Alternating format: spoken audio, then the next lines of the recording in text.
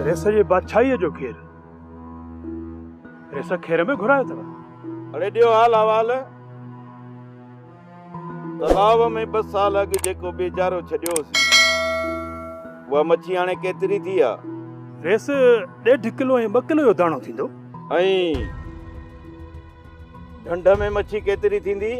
ताईं ढंढ जो पेट आहे हेठि। 2 साल थियण तव्हां कुड़ी न हणाई आहे। हिकु मच्छी बि न माराई अथव साईं। सवे मण मच्छियूं हूंदियूं साईं। त महीने खां पोइ तलाव मां हिकांदी मच्छी मरंदी। अड़े ॻाल्हि ॿुधो, तव्हां तलावनि जी चौकीदारी कयो था या घर वञी सुम्ही था पओ? साईं मां त सॼी राति लठ खणी चौकी पियो ॾींदो आहियां। वैसे मां बि टार्च बंदूक खणी सॼी राति ढंढ ते चौकी पियो ॾियां। अड़े पर सुबुह जो उथी को पेर खुर बि ॾिसंदा आहियो या बसि ईअं ई? रेस मां त आज़ान ॿुधी पोइ वञी घर सुम्हंदो आहियां। साईं इनी ढंढ जे वेझो को बि राॼारो न ईंदो आहे। पोइ पखियूं खोले रखो,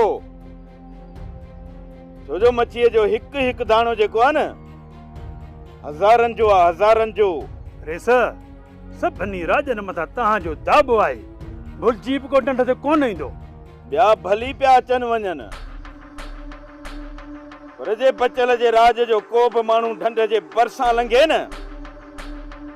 घटि न कजोसि। हा रेस जो इजन वारो छोरो कॾहिं कॾहिं कुड़ी खणी ने दुबन मां मच्छी मारींदो आहे। ॿियो को हेॾे अचण लाइ सोचींदो ई कोन। अड़े इन ते बक रखो, वञो वञी पंहिंजी ड्यूटी कयो।